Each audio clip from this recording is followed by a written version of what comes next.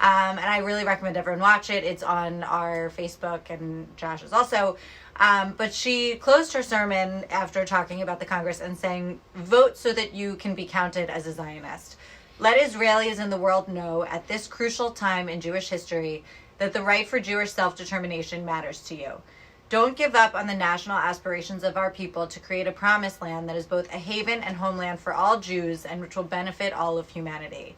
Just as Moses dreamed of that promised land over 4,000 years ago with Am B'nai Israel, please vote and have a voice in the Jewish people's greatest sovereign project of all time." Now, she says it way better because she's Angela Bookdahl, but I just thought that was so powerful. So with that, I have a few questions. I hope people will get involved and ask questions as well. I see that there's some people signing in. But I'm going to have Josh really start with the history. I think everyone knows that the World Zionist Congress was started by Theodor Herzl in 1897 in Basel, but a lot has happened since then. So I would love for you to take it. Indeed, a lot has. And thank you, Amanda, for inviting me to join Yes. you. And it's really a pleasure to be broadcasted out to the Zionist community and to really have a chance to talk about this really important election that only comes every 5 years. So we have, now's the time. There is a sense of urgency to get involved. So if we want to start with the history, let me start. And I loved that quote and how Angela, Rabbi Bookdahl, really framed it and phrased it, because I feel like the term Zionism is really, I think, being hijacked by others who mean something very different than what it meant in its inception and when it was founded. So as you mentioned, Theodor Herzl, I'm kind of fascinated with the character of Theodor Herzl, and I think that history has given him a bit of a bum rap, and there's a lot of misconceptions about Herzl out there. Now, this isn't a session just about Herzl, so I'll get to the chase. Is that, of course, Herzl came to the conclusion that we needed a Jewish state, and it's actually even a misnomer to say a Jewish state. His sort of first book, or as he joined the tradition of great 19th century pamphleteers in writing this book called Der Judenstaat in German, which really means the state of Jews. So he wanted it to be a state of Jews. He had less to say about what the content or the character of the state was going to look like. And in order to achieve that goal, he said, all right, we need to do some, what we would call today, like grassroots community organizing. And he said, all right, let's get all the Jews together in Europe. Essentially, he didn't invite the Jews of North Africa, by the way, probably because they weren't even on his radar, and because maybe they were a little bit racist. But he said, all right, let's all come together. And how do Jews represent? Well, they do so at the time through organizations. So he said, let's get all the Zionist organizations together, and we are going to bring them together in a Congress. It started in the city of Basel in 1897. And that Congress was also really referred to as the Parliament of the Jewish people, to come and deal with the big issues of the time. So what was the big issue of the time? It was what we call the Jewish question. Okay? Later, the Jewish problem. This is the same Jewish question of what do we do with the Jews? How do we maintain our rights? Because Herzl realized that he wasn't going to be accepted by like high culture European society, despite trying other things. Did you know that he, I think in 1893, he actually went to the Pope and said, hey, how about if we all convert to Catholicism? Will we be accepted then? And the Pope's like, not really. I did not know that. This is like the drunk was history it a real version. Offer, or it was he was like, listen, like, let's try to, okay, we'll join you. We'll do this. And they said, no, that's never going to happen. And it was really, of course, the Dreyfus trial that that was the straw that broke the camel's back.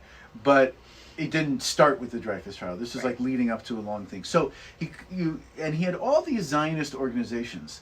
He was actually in a minority as a secular Jew from Western Europe. Most of the Jews that came were from Eastern Europe, organizations like Chovevei Zion and Chibat Zion and all these other sort of Eastern European Zionist organizations. And they said, okay, let's start to put the pieces in place to have a state or a sovereign political entity in our land. And by the way, of course, we all know the famous stories that Palestine or the land of Israel wasn't the only option available. I do want to talk about that. Yeah, there were, Uganda's the famous one because it actually passed, and then they rescinded. There are actually, at one point, 21 different options really for different countries to be. But, okay, let's get to the chase. So, quickly they said, all right, we're going to start putting this together, and we're going to work to get a mandate in Palestine. I'm sort of simplifying it. And they said, well, wouldn't it be good if we had a fund, actually, that would start purchasing land for us? And in 1901, they said, okay, let's create that. It was called the Jewish National Fund. Okay, I know, creative name. It was. Well, I don't think people know the history of JNF. Yeah, so it's really amusing. Totally, and JNF Israel is different from JNF in America. Today it is. Okay. Yeah, they separated a number of years ago, and really have similar missions, of course, and similar. There's some overlapping projects with them, but they are separate organizations. JNF USA versus JNF in Israel. And if it's okay, I'll refer to JNF in Israel as Kakal, because they're the Keren Kayemet L'Israel, so we call it Kakal, which is the acronym for them. And just talk briefly about the distinction between the two. Yeah, just that they are completely separate organizations. But they're both buying land. Right. So here's the thing. I think JNF USA deals more with projects in Israel that they're doing. Kakal is the one that buys and sells land in Israel. And they own some massive percentage of... They own 13% of the land of Israel. So most of us, JNF resonates for us from buying trees when we were growing up. It's a small part of their budget. It's not a massive, something around 5%. Really their strength, and they are, let's say, about 4 times the size of the URJ, about 3 times the size of AIPAC. They are a massive organization with a lot of political influence as well, and they own 13% of the land of Israel, and they are actually under the WZO, because Herzl created the WZO, and then they created Kakal in 1901. WZO is the World Zionist Organization. Right, exactly. And then, so they were beginning to buy land for Jews to settle, and Jews began settling in the land of Israel and moving on mass waves of Aliyah throughout the end of the 1890s and early 20th century. And they said, we really need both an organizing force within Israel and a way for diaspora Jews to help build the country, essentially. We need something like an agency. And so they created the Jewish Agency for Israel in 1929. And these were the 3 pre-state institutions. We now refer to them as the national institutions, or the Mosdot HaLeumim in Hebrew. Okay? Now fast forward, so what happened in 1948? What happened? I'm so glad you asked. Yeah, tell us. David Ben-Gurion he established the State of Israel. Okay? And he transitioned from being the head of the Jewish Agency to being the Prime Minister of Israel. Okay. Now, what he said is that, all right, we have a state now. So let's fold up these organizations, these institutions. We don't really need them anymore. Okay? And just like he did with the army too. He had the Haganah and the Palmach and the Lechi and the Irgun and all these underground militias. And he said, well, let's fold them all into Tzahal or to the IDF now. We can't have splintered groups. We have to be united. Right. And he said the same thing. We don't need these NGOs essentially anymore. We can fold them up. And World Jewry said, not so fast. Okay? You both can't do that, and you don't want to do that. Okay, and they give it. There's some more complicated, and if you want me, I can give you cynical reasons why he kept them on. But let's come back to that. Yeah, the main story is that World Jewry said, okay, first of all, you need money. The fledgling state was born in 1948. You need funds for this. And there was already an international boycott against the state before it even existed. Just side note. But anyway, continue. Right. Yeah, and that was part of it. But really, they depended. No, they needed, of course, the international community. Yeah, of course. In fact, the World Jewry's philanthropy made up about 40% of the state's budget. I mean, just to think about it, it's a lot. So they said, okay, you need to keep this apparatus in place so that my grandparents and your grandparents would be cutting checks to the Federation, which then helped really build the fledgling state. That's one reason. The second reason is, of course, the state of Israel went to war immediately after its establishment. It was not prepared or not able to function in doing all of that, what we call aliyah and klita, the immigration and absorption functions that the Jewish Agency was doing. So that you got to keep that in place. And the third reason was actually more ideological, in that World Jewry said, well, wait a second, we've had a seat at this World Zionist table since 1897. Right. You wouldn't be here without us. Yeah. So all of a sudden, we're going to be, not involved in this. Right, have no say. And what do you think Ben-Gurion's response was? Don't need you anymore? Yeah, I mean, he was just like, well, of course you can be involved. Just Move make here. Aliyah. Yeah. Exactly. Yeah, Move here, be here. And World Jewry was like, well, we're not exactly going to all just jump on the one-way LL flight or take a ship. No, we live here, but we want to help support Israel. So we want to be involved in this. So they sort of came to this compromise. This is, again, the simplistic sort of version of history, but they kept this World Zionist Congress where diaspora Jews who are members of Zionist organizations can still come and have a seat at the table at this parliament of the Jewish people. So the way it works today is that there are 525 seats. Okay. You're going straight into the first question. Is that how it works? Unprompted. Okay. Go ahead. Continue. There are 525 seats today. 200 seats come from Israel at the Congress. Okay. And how do you vote in Israel? That's the question. How? You vote for the Knesset. So when you voted, let's say you voted for Shas, just say, the ultra-Orthodox Sephardic Party. Sounds like exactly who I voted. They then have a direct proportional relationship to the World Zionist Congress. Okay, there's probably about 17 Israelis who are aware of this. That's another question that I have. Do people know that this happens? No, if you were to stop an Israeli on the street of like Rishon LeZion or like Tel Aviv or something like that, or Haifa, and be like, hey, I'm here for the World Zionist Congress, they're like, oh, isn't that from 1897? Right. Like they might remember that. Right. But when you say other things like, oh, the Sochnut HaYehudit, the Jewish Agency, or Keren Kayemet Yisrael, they'll say, oh yes, of course, they built a park near my house, or yes, when my grandparents made Aliyah, or when I made Aliyah, or whatever. So they know of the, or even if you say the Histadrut HaTzionit HaOlamit, the World Zionist Organization, they'll be vaguely aware, but they won't necessarily, the average Israeli won't necessarily understand how this works, per se. So when they vote for political parties, it directly, proportionally is represented in the World Zionist Congress. So basically the Knesset, the proportion of today's Knesset will also have a proportion of the 200 seats. With one minor caveat is that the WZO, the Congress, only represents Zionist parties. So the Joint List does not see itself as a Zionist party, and they would not use that term to describe themselves, so they're not part of it. Right. And the ultra-Orthodox party is not also included because they don't, self-identify. Exactly, they don't consider themselves Zionists. Shas made a transition in 2015. Say, oh yeah, we are Zionists, so we are going to be part of this, and that's basically the story. So 200 come from Israel. 173 are from that little place that we like to call the rest of the world. Okay. Where's that? So it's every country that has a Jewish population can participate in this, and their mandates or seats are based on Jewish population. So Australia, has like 21, France has 20, I don't know the exact numbers for each country, but Argentina, France, Canada, Germany, Australia, South Africa, Russia, Ukraine, like all of these countries, and some run elections and some don't. Okay, some just sort totally of up to them, whether they want up to their what they call their Zionist federations. Got it. In each country, and some just sort of agree on how they split up the pie, essentially.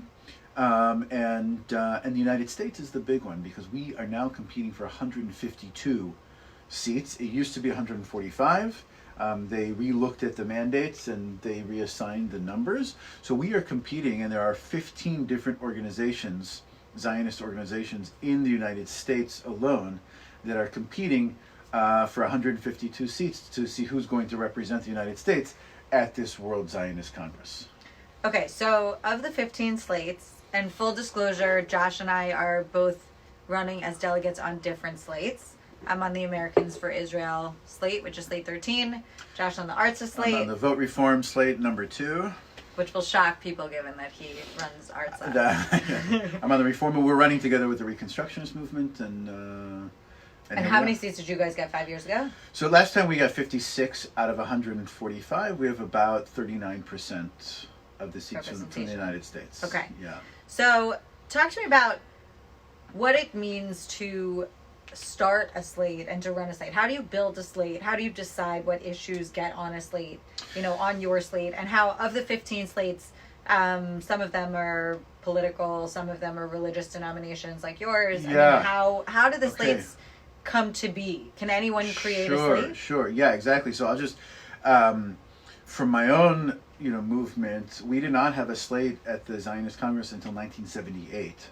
And it took, that it may not shock you that the reform movement at the time was not overwhelmingly embracing of the Zionist enterprise in its early years at the end of the 19th century, and it took us a healthy evolution, which, led to the 1930s, the Shoah, the establishment of the State of Israel, the 68 War. We said, okay, we are going to create a slate, so we created our own Zionist organization. It has to be an individual membership-based Zionist organization that signs on to what's called the Jerusalem Program, which is the ideological platform of the World Zionist Organization.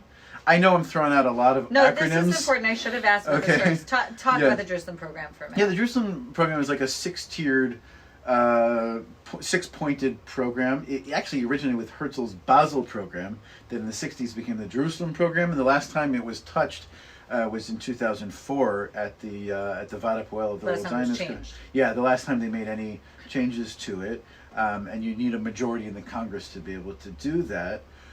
It basically reflects what they thought everyone could go around, that we want to fight anti-Semitism, that the state of Israel is the center of Jewish life, that we want to affirm that Jews settle the land. By the way, a lot of people look at that word and raise their eyebrows. Right. That does not mean capital S settlement in the West Bank. It means that Jews should come and live in Israel. Essentially, what that point. Right. Not so crazy for a Zionist platform to say that.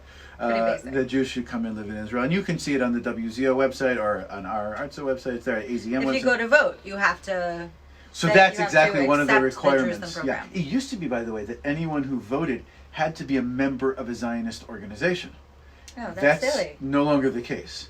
All you have to do to vote is to be 18 years old or over.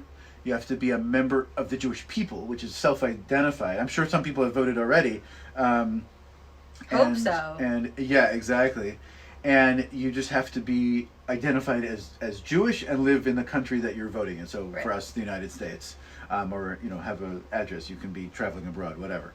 Okay, so to formulate a slate, now you have to get 500 signatures of people to say that you're a slate and that you're a membership organization. So we had a number of new slates that joined the AZM, and the hope is that those slates will also be American Zionist Movement. Exactly, which is the umbrella organization for all of the Zionist movements. And it's my hope that those new slates will then take an active role in participation in the American Zionist movement throughout the 5 years in between Congresses. Right. And so they're not just running to run. For us, we are a religious movement that does not have a political party in Israel, but we have a movement in Israel that really benefits from our strength and from our power, and we are ideologically aligned. So another slate like Ohavei Yisrael, Ohavei Tzion, there are actually two Shas slates now that represent Shas as a party. I don't know why I'm talking a lot about Shas this time, but whatever. So for instance, World Likud, is pushing the ZOA slate. They are the far right-wing slate, and there are other political parties that run slates. So for instance, the Hatikva slate is they're the Progressive Israel Network. They are representing essentially world merit and world labor together. I didn't know that. Yeah, they are the Progressive Party, the left-wing slate, that is represented by those political parties in Israel. So when they get to Israel, they are together with labor and merits there. Now, the way it works, by the way, is that after the elections are said and done and everyone knows how many mandates each organization or each party has, we then form coalitions in the Congress. Hold on, you're going to, because I want to get to this. My own, this is really like for my own interest of how this actually works if I am there. Like, what do I expect? What is it going to look like? But okay, so to start a slate, you need 500 signatures. How do you decide what issues are on your slate? So, well, if you're deciding a slate, if you're building a slate, I assume it's because of you have a specific ideology or you want to run on a thing. So let's say one of the new slates that came up this time, there's another Orthodox slate. Mm-hmm. There are actually two new Orthodox slates that came up. I think it's Dorshei Torah and Eretz HaKodesh. And they were running on their particular platform. So you decide, everyone decides their own platform and what they want to accomplish. Some of it is dealing directly with the issues that the World Zionist Organization deals with, and some is just sort of like, this is what we believe, this is what we think, and this is what we want to have be represented in Israel. So each slate is different. There's another Israeli slate that's running here in the States. Yeah. And so so like for instance, our issues that are very important to us. The number one issue for us is religious pluralism. I wouldn't even rate them in a priority list, but to say the big two issues that we're pushing are religious pluralism and equality in Israel, a Jewish and democratic state, and to cease public or Jewish philanthropic dollars to fund the settlement enterprise, okay, in the West Bank. Those are like the big issues, and of course, we believe in a two-state solution. I think a few others do as well, and we really want to use the tools, the vehicles of these national institutions to promote pluralism, tolerance, equality, democracy, and those things within Israeli society, because they really support a lot of projects that happen in Israel. Okay, wait. So if there are slates that are not political or religious, such as Americans for Israel, and they send 10 people to the Congress, and you said there's coalition building. So how, I want to be really practical here. Yeah, sure, When a delegate goes to the Congress, what options do they have to vote? Do they vote, if there's an issue that's on their slate, do they have to vote consistent with the issue as the slate lays it out? What if there's an issue that's not on the slate that people care a lot about? Okay. Because there are, on the Americans, there's only 10 little bullet points for each slate. So there's so many things that I think we all care about. So if something comes up or is something not going to come up in the Congress that's not on any of the slates, or how? So I think there's a little bit of a difference between a slate's ideological platform that you're running on and some of the resolutions that come up in the Congress. So that's exactly the question. Yeah, so the way it works is sort of laid out is that after the elections are done, so for us, March 11th, it's over, and once the votes are all tallied and we know how the chips fall and who has how many mandates, then mandates meaning seats. Seats, yes, okay. Exactly. That's one word, not two. And so we then embark on a negotiation process with Israeli political parties to see where we're going to sit. Okay, and that also really depends on the March 2nd election in Israel. Right. So when you're talking about coalition building, is it American organizations build coalitions with American organizations, or any? It could. What it really is so once we're done with elections, we go with what's called our world organization. Okay, so for the reform movement, we go with Artsenu, which is our umbrella organization for all the different Reform Zionist representation from all over the world. From all over the world. Wow, cool. And Artsenu is our one who does the formal negotiations with, outwardly facing with political parties. And same thing, the conservative movement is Masorti Olami, and they do that. Hatikva would go with the rest of the labor and Meretz parties that also have, representatives from around the world, and so on and so forth. Likud is a world Likud party. So we get together and then we form coalitions, and the coalitions help decide who we are going to suggest as candidates to fill the leadership positions in these national institutions. Okay, so we want to decide who's going to be the head of the World Zionist Organization, who's going to be his deputy. That gets decided at the Congress. It gets ratified at the Congress, wow. And a lot of it is in negotiations leading up to the Congress. Who's going to be the head of Kakal, for instance, and who's going to control different departments in those organizations, and that has a lot of influence and a lot of meaning for us. Now, at the actual Congress, what happens is that probably sometime over the summer, there's going to be a call to submit. Congress is in October in Jerusalem. Sorry, exactly. Yeah, October 20th to 23rd, I believe, in Jerusalem, Israel, the undivided capital, the capital of the Jewish people, capital of the state of Israel.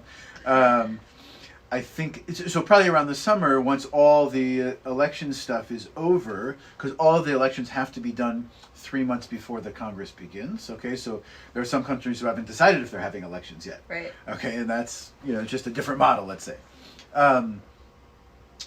So we will get a call for resolutions, and we'll submit resolutions based on what we want to see happen. And then what happens is that the resolutions go to, wait for it, a resolutions committee. Wait, I'm sorry. Wait. Who gets a call for resolutions? Everyone who's going? Yeah, all of the leaders of the parties of the different parties. organizations, okay. And we want to submit other. So, let's say, here's an example.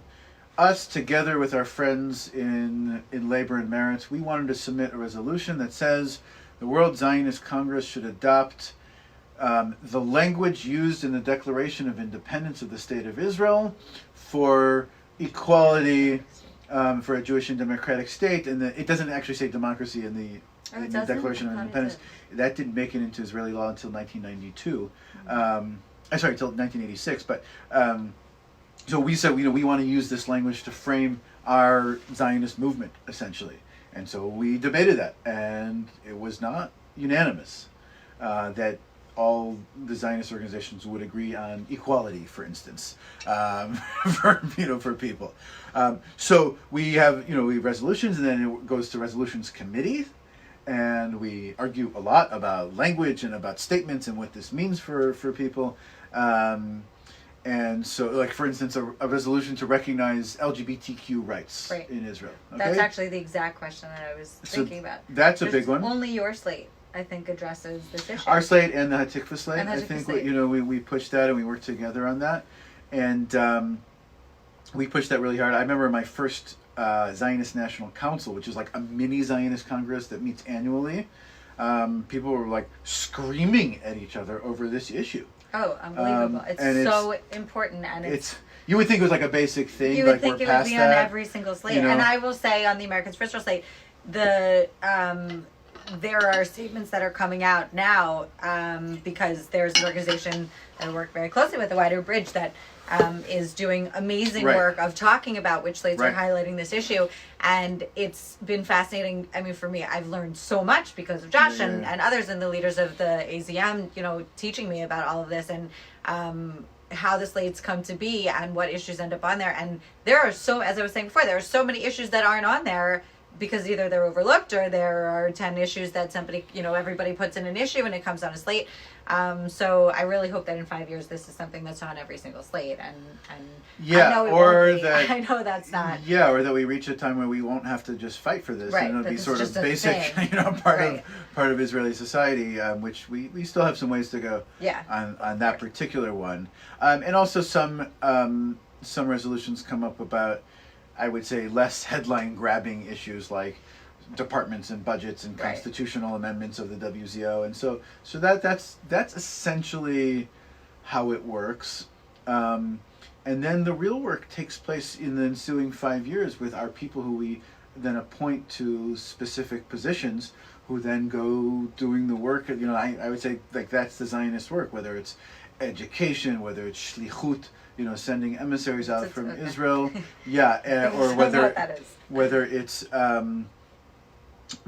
combating anti-Semitism. That's another piece that we're doing, that is looked at a lot in this day and age, and so I think that it's one of these little known things in American Jewish society that people don't understand, and it comes with a great deal of how should we say, complexity, just in terms of understanding the organizational structure and framework of this, because these are old sort of legacy institutions, but it's fairly easy to participate.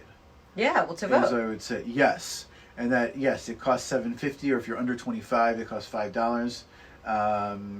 And so I have to say, like, look, here's the thing: if you come from a progressive agenda, what I would say is that you can protest the sort of anachronistic view of these institutions, and you can say, well, it's all terrible, and then saying like that. Or you can use the institutions to get what you want. That's exactly it. That's exactly right. And to say, I don't think, so a friend of mine was asking about this, and I said, listen, like, I don't really love the Electoral College.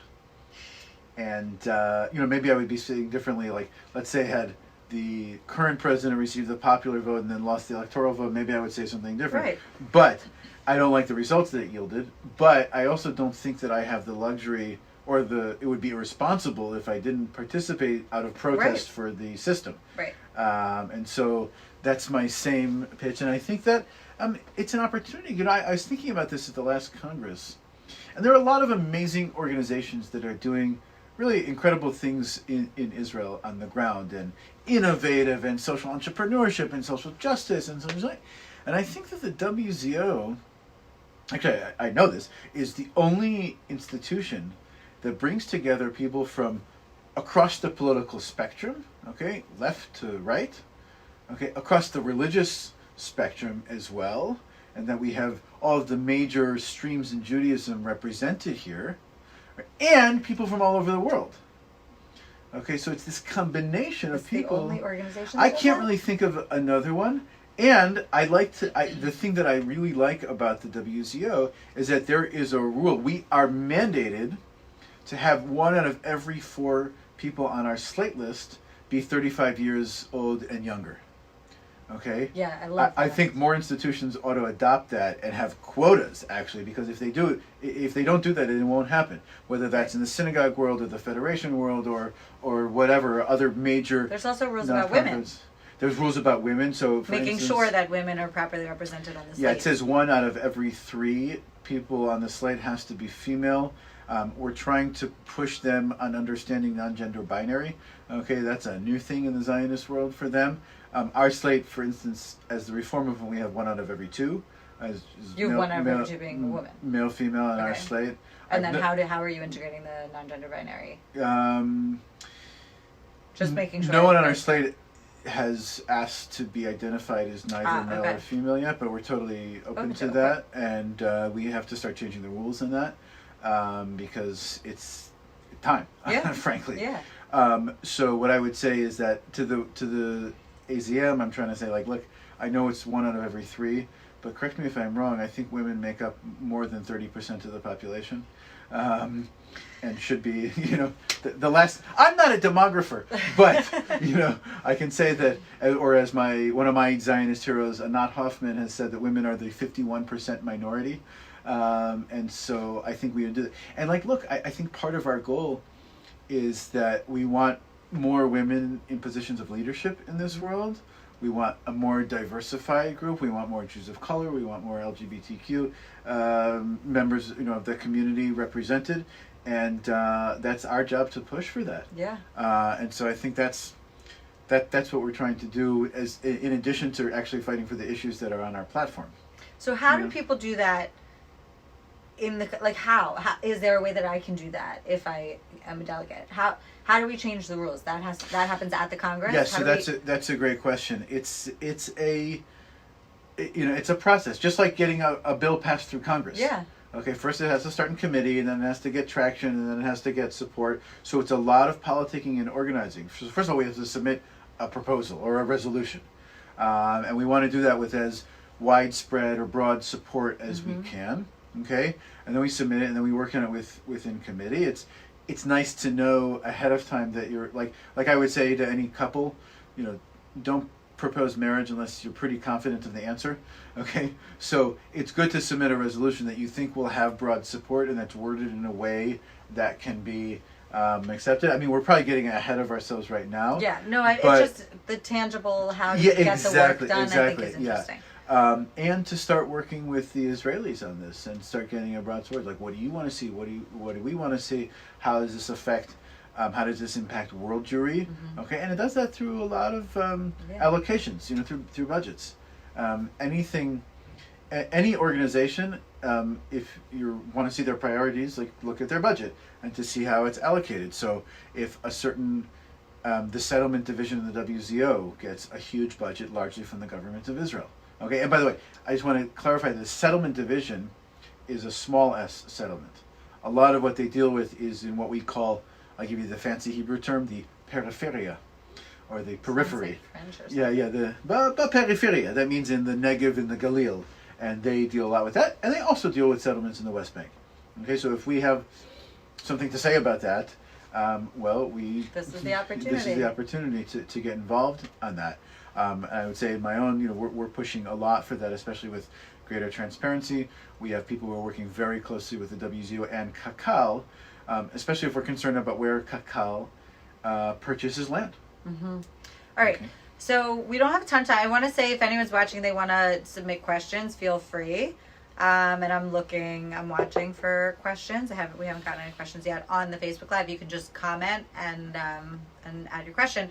But I feel like I feel like this has actually been a little bit maybe too high level. Like, Okay, I want to yeah, sure. actually really simplify for a minute and Yeah, please, yeah. and say, like, you know, how can people vote in a way that actually is going to advance their issues? You know, I feel like democracy is a participatory sport, right? Like, we have to be out there and we have to fight for the values that we care about. So when someone casts a vote for the World Zionist Congress, and it's not your slate, a celebration of your slate, but in general, not that I have any questions about your slate, very supportive of it. How is it that vote can actually accomplish a goal? And you can using the settlement example, I think, is a very tangible one, but there are multiple organizations that I think are talking about the settlement issue, and your slate is one of them. There's another slate that I know is talking about that too. Like, would you end up in coalition together? Would you, like, how is it that one vote can accomplish the tangible result? So first of all, anyone who's voting or thinking about voting I would recommend to a voter to vote for the slate that feels best represents you. So especially if you're involved in a movement like the reform movement or the conservative movement, or the reconstructionist movement, this is a way to stand up have your voice heard with them, and really to be counted. I sometimes compare this to, in the book of Numbers, we have a census where all the tribes of Israel would just put a half shekel in and say, count me, I want to be counted as part of this tribe. That's like Angela's exactly. Rabbi, Exactly. Stand up and be part counted. of this. And then what you want to do is to make sure that the vote you have is represented by your ideological position. So if you want to vote for a political party, this is your chance. Mm-hmm. And that will give them more mandates to come to the Congress, so that we can have more strength and power in passing resolutions, in forming coalitions. Because if you don't matter, no one's going to want to form a coalition with you. Yeah. So for my own interest, you know, we have a large slate, and we are the largest movement in Jewish life in North America, and so we'll have the opportunity to form a coalition and a greater opportunity to put people in positions of power, for instance. So Kakal is a great example, because it is a very, very influential organization. And so we'll have an opportunity to do that together with whoever our political partners end up being. Very likely that we'll be in coalition with a large progressive coalition that hopefully will include Hatikva and the Labor and Meretz parties. Conservative movement also, that we are very much aligned on the religion and state issues, and we are very close working partners in Israel. With our two movements. Okay, that's amazing. And we're looking at the political role. So, for instance, for me, I'm watching very closely with with an interesting political operative that is Avigdor Lieberman. So he doesn't necessarily, he has not openly endorsed a two-state solution, to put it mildly. Okay, but he has been pushing over the last two elections, which seem to come, every Monday and Thursday, about the issue of the control of the ultra-Orthodox in Israel, and not having a halachic state or a state run by Jewish law, for instance. And so we got to do like one sentence in case people don't know who Avigdor Lieberman is. Yeah, he's the head of the Israel Beitenu party, which is really a party that was created to cater to Russian speakers in Israel. Okay, he is really right of center when it comes to some of the political and security issues. He was the defense minister from 2016 to 2018. And he left essentially because Netanyahu would not give him the green light to hit Gaza in the way that he wanted to, in a major way.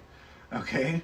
No, but with regard to this election, so he's then called he the was running kingmaker at this point, right? Because neither of the main political blocs, either Likud or Blue and White, have enough to reach a 61-member majority. Which is why we keep saying elections. Exactly. It didn't happen in April, didn't happen again in September, and now we're in again. Now, Avigdor Lieberman has 8 or 9 seats, depending on which election, okay? And if he joins with either bloc, then they can form a majority.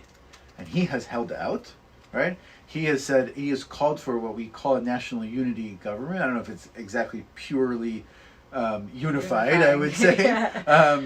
But that he wanted Kachol Lavan or Blue and White and Likud to sit together, and he would then join in. And it was close to happening in October, November, and then in the end, they couldn't get it to work. Okay, but so the reason So- that I wanted you to explain is because you said that you are now in an interesting position vis-a-vis. Yeah. So we'll see. We don't know yet.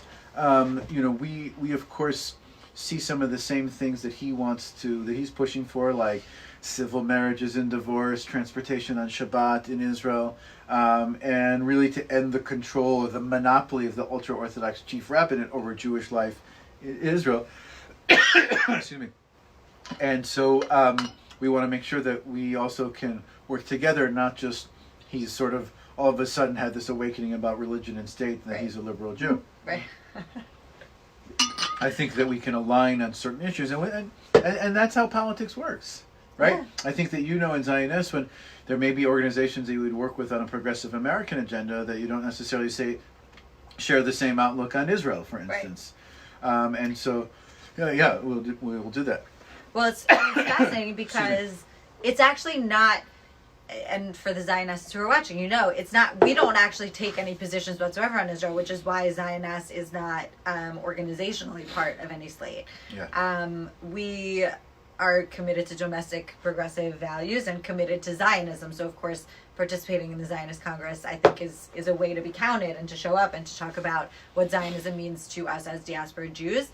But so it goes to my question from before that I think we got sidetracked on, which is, how are the coalitions built, and are you automatically with your slate, or are all of the delegates sort of up for grabs? Yeah, so I would say that it works very much like the Knesset, where you go into a coalition as part of your slate. Okay, every now and then there's a resolution that will come up and we'll say, okay, everyone vote your conscience. But generally speaking, the slates kind of stick together, I would say. I can only really speak for my own slate. You've had experience here. Right, so what we do Not is... a lot of people in the world have had experience voting in the World Zionist. Yeah, and I'm still there are some real veterans. I'm still a relative newbie to this world, and some of my teachers and mentors and predecessors have been there since the 60s and 70s and have been through this for a very long time. So I definitely give them deference. But what I would say is that, for instance, we caucus together as a faction, as a political faction, or a si'ah in Hebrew, and we decide what we want to support and what we don't want to support, and where are our red lines. Sometimes there'll be a resolution to say, change this word in this resolution, then we can support you, or take this clause out, and then we can support you. And I think that works in any parliament or any Congress to do that. We don't need like a party whip like you have in the Democrats or Republicans to say like make sure everyone votes together on this. Generally speaking, and I think people come to this because they want to help advance our own ideological goal. We want to help support our movements, and generally, like I wouldn't put someone on our slate who I think would be, contrary to our positions. I think everyone is more or less in line with that. And sometimes when it comes to the Congress, there are negotiations about what we can digest and what we can't, and where our own red lines are, basically. But it's really all an attempt to advance our common goals and our big ideological positions, and I think that politics is the tool that we use to implement our values, and that's what politics is. Yeah. And it's not always pretty, but this sounds like it's going to be beautiful. I have to say. My gosh, no! I mean, what I said messy about all ideological streams, all religious streams, and everyone from around the world together. Yeah. Passions get. I'm sure it gets testy sometimes, and people yell and scream. And look, not everyone always acts in a civil manner, but it is very passionate and it is very heated, I would say sometimes. And our audience may have had some experience with heated discussions about Israel and the Middle East here in America too. I mean, that comes up every now and then. From time to time. Yeah. So I have a question. So of the very, very hot button issues that, we talk about that are part of conversations that every Jew has about Israel, settlement policy, the power of the rabbinate, religious pluralism, and security issues. I assume that those are extremely hot button topics at the Congress as well, but it's hard to really wrap your head around, or at least for me, and I don't know if it's true for others, it's hard to wrap your head around how the money can tangibly affect any of those issues. So like, what, I mean, take any one of them, take your favorite one. How can a vote for a delegate and then the delegates vote in the Congress actually affect it's a great question, because a lot of us are throwing around this figure of $1 billion, or even $5 billion over 5 years. It's kind of a misnomer to say that like your vote will control $1 billion. It's not necessarily the case. So the following. One, I just want to clarify that the national institutions, like this voting, don't really deal with security issues. Okay? It's not like we can vote in the World Zionist Congress and say like, open this checkpoint between Israel and the PA. Like that's no. That's that's an internal Israeli thing that the voters deal with, and that is Israeli policy. So we influence that less. This is more having to do with civil society. So let me give you an example. There's a relationship between occupation issues and security issues. So like when there are... So again, I would love to be able to say that if you vote in the World Zionist Congress, you can end the occupation. No. I don't think with integrity I could actually say that, even though like I'm against the occupation and would like it to end very soon. So here's a few examples. But I feel like there are people who are running who think that maybe they can. Yeah, that's totally up to them. They can say that. I think that, like, look, I'm pushing a two-state solution as a belief of our movement, and an end to the occupation with a negotiated arrangement between two parties and bilateral negotiations. Didn't you hear? Yeah, I got the email about that. Peace has arrived. Yeah, let's, I would not hold my breath on that one just yet. By October. By October, right. Remember the Declaration... These issues won't even matter. Remember the Declaration of Independence of the State of Israel? It said by October 1948, we're going to have a constitution. So we still don't have a constitution. We have a committee set up to do it. So here's what I would say, is that the $1 billion figure is...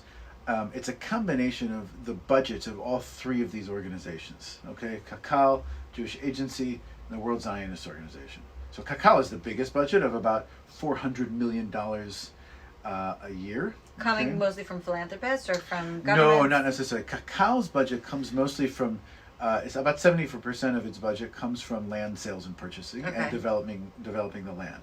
Some of it comes from the government of Israel. Some of it comes from, fundraising and donations. And some of it comes from, tree planting, all that kind of stuff. The WZO, a lot of its budget comes from Kakal. Some of it comes from the government of Israel. The Jewish Agency's budget, a small part comes from programs that the government funds, whether they're Jewish identity programs or what I would call social welfare programs, not social justice programs, but like social welfare, dealing with populations in Israel. And the bulk of its budget comes from the Jewish Federations of North America and from Keren HaYesod, which is the United Israel Appeal outside of North America. Okay, so it's the Federation dollars at work that go to fund the Jewish Agency in a major way, and they make up 50% of its board of governors. Okay, the other 50% of the Jewish Yesod and the World Zionist Organization. So when I, as the representative of the Reform movement, I go to the Jewish Agency Board of Governors through the World Zionist Organization.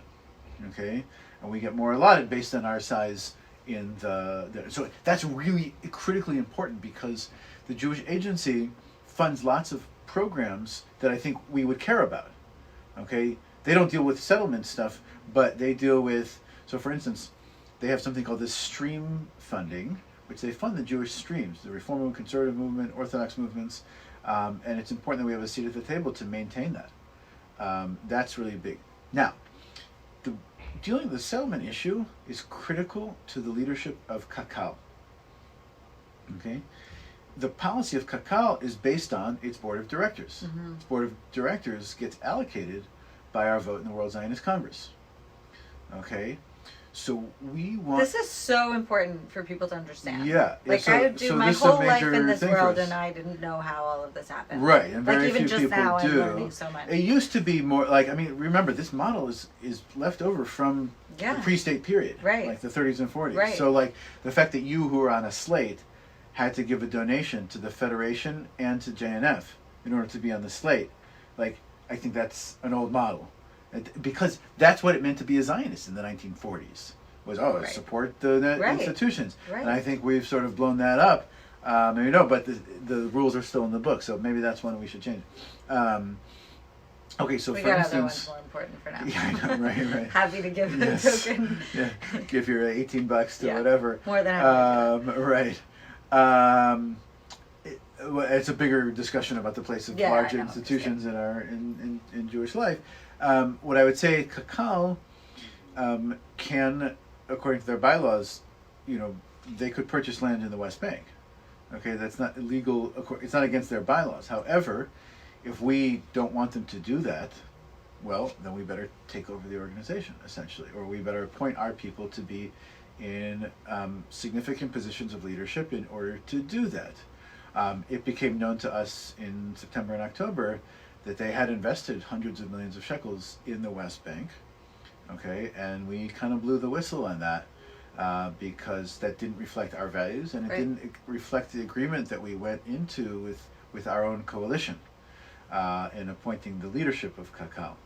So putting certain delegates in the Congress can help change the leadership of Kakal and the institutions, and once the leadership are people that you can trust, and they're the ones that are ultimately allocating hundreds of millions. They're the ones who help make the decisions or help set policy of the organizations. Right. Okay, and they are representing the movements that either appointed them or elected them to these positions. Okay, and it's also a place for Israeli political parties to put members of their party who can help carry out their ideological work. Right. Okay, so a lot of these. So, for instance, the head of the WZO right now is a guy called Avram Duvdevani. He represents the Mizrahi Party, which is the Religious Zionists of America. His number two is a guy called Yaakov Chagoel. He represents the Likud Party. Okay? And it's another avenue for them to come up into politics in the political scene. For instance, are you familiar with our ambassador to the United Nations, Dani Danon? I've heard of him. Okay, that's where he got his start, as he was the head of World Likud, and he worked up through the channels of the WZO and so on, and he became a Likud Knesset member and eventually a minister, and then he was selected to be the UN ambassador. So it's one avenue for people to go in, and it's important for who's able to control these budgets. So that's critically important to how all of this works, I would say. All right, so we have a couple of questions on the Facebook Live, and then we'll wrap up. I know we started late, so I didn't feel too bad to go over. But so someone wrote, she's really happy that we're doing this, and after being involved in the Jewish community her whole life, she was never aware of it. Is there a reason that this is being so promoted now? Like, why this year? And it's true. I mean, I didn't know anything about it, as you know, and it's an incredible thing that I think our community does. Yeah. Well, I'm glad to hear that it's being promoted widely and that it's on other people's radar screens. Keep in mind, this happens once every 5 years. And Josh has been working very, very hard on this for a long time, as have all the states are, and I think so. So it happens once every 5 years. It happened in 2015. We skipped the elections in 2010. Right. Okay. I think the rationale at the time was after the economy had essentially collapsed in the United States, in North America in 08, 09, we didn't want to be spending a lot of the Jewish people's money on this right now. So they skipped elections. The last one was in 2005. So I think that people are waking up, and I think there's a growing sense of urgency around the American Jewish community to say, we want to participate, we want to have a voice here, and then people are realizing, okay, this is a way, because when I ask American Jews, I said, are you concerned about Israel, are you frustrated, do you love Israel? And they say, yes, and yes, we love Israel, and we're concerned, and we're frustrated, and we want to make an impact. I said, okay, well, what are your options, actually? Right. I said, you could make Aliyah and vote. We're not going to do that. You could buy your own newspaper in Israel and call it, Yisrael Machar, or, Israel tomorrow instead of Yisrael Hayom. Like, they said, yeah, we're not going to do that. I Why? said, you can, right, exactly. I said, so what you can do is actually vote.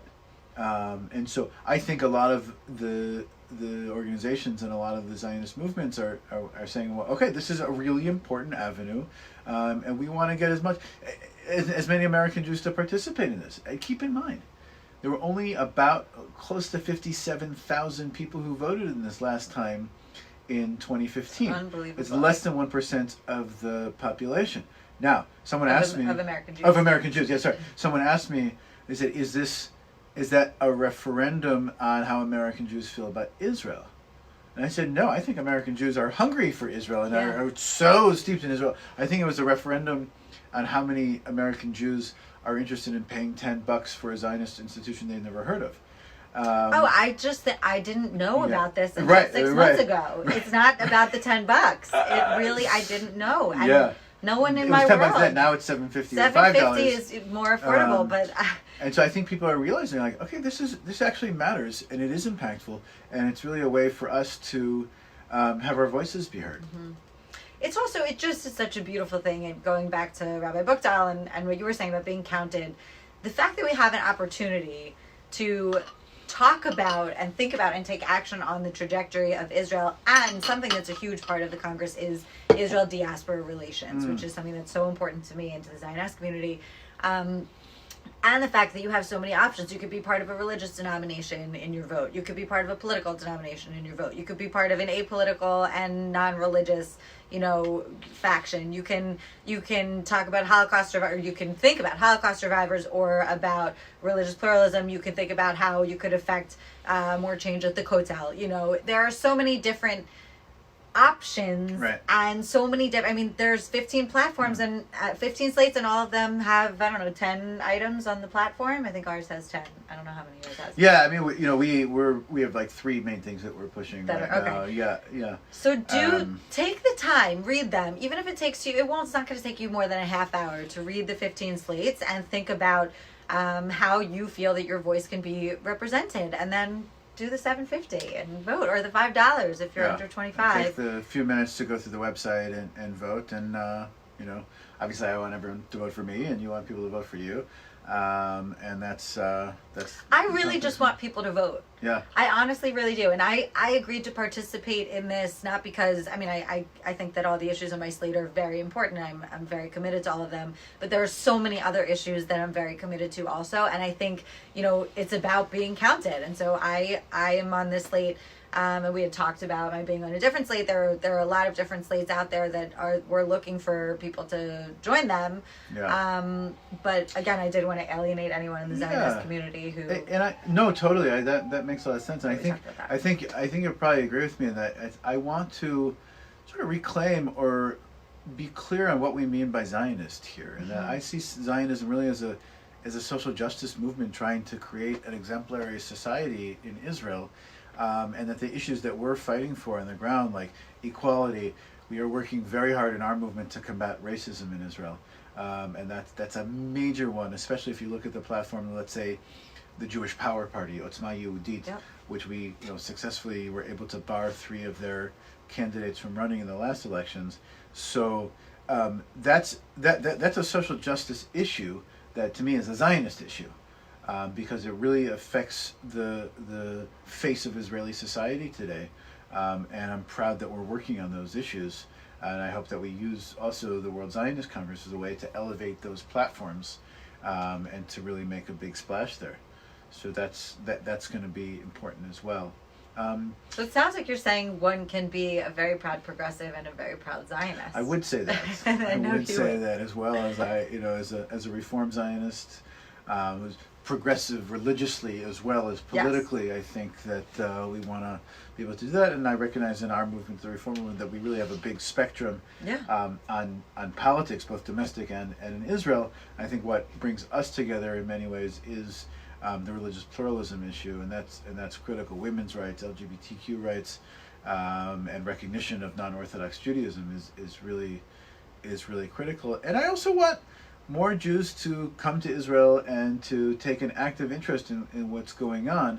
I think for some who are frustrated, especially I've seen this in, let's say, the under 50 crowd, that it's really easy to just wring your hands of it. Yes. Okay. Yes. Don't bother me. I don't want to have anything to do with it. And I think that that's unfortunate. I'd love for people to say, well, no, I actually want to roll up my sleeves, as Anat Hoffman says, don't wring your hands, roll up your sleeves and get involved, and we can get everyone to vote here. So the last thing I'm going to say, I think important from a Zionist perspective, is that being a Zionist doesn't mean that you have to take positions on any of these issues. It means if you care about this and you want to play a role and you want to be counted, you absolutely should. But take the time to learn. Feel free to ask questions. You can reach out to Zionist. You can, I'm sure, reach out to Josh. I'm sure he's happy to talk. And I can tag him in this on Facebook so that people can send him a message. Yeah. But one of the things with Zionist, when we say that we're trying to combat anti-Semitism and its contemporary manifestations here at home so that we can empower our community to be involved in all the social justice issues that we care about here, it's not ever that we're saying that we can't criticize Israel or fight for a stronger Israel or more of the values that we want in Israel. It's that we're saying no one can demand that you take certain positions vis-a-vis Israel or question your progressive credibility if you don't say or do X, Y, Z vis-a-vis Israel. But there's always so much to learn and so much opportunity to engage, and we definitely encourage that. And there are a lot of amazing organizations that are doing that we're very proud to partner with. And I think the World Zionist Congress is just another incredible opportunity for all of us to be involved and to be counted and to show up and participate. So I'm very proud to be part of it. And thank you for so much. teaching me and everyone else so much about all of this. Pleasure to be here. It's fascinating. Thanks for very exciting. Me. Yeah. Okay. And thanks to all of our people out in Facebook land and for joining in. And I hope you got lots of questions. Okay. All right. That's it.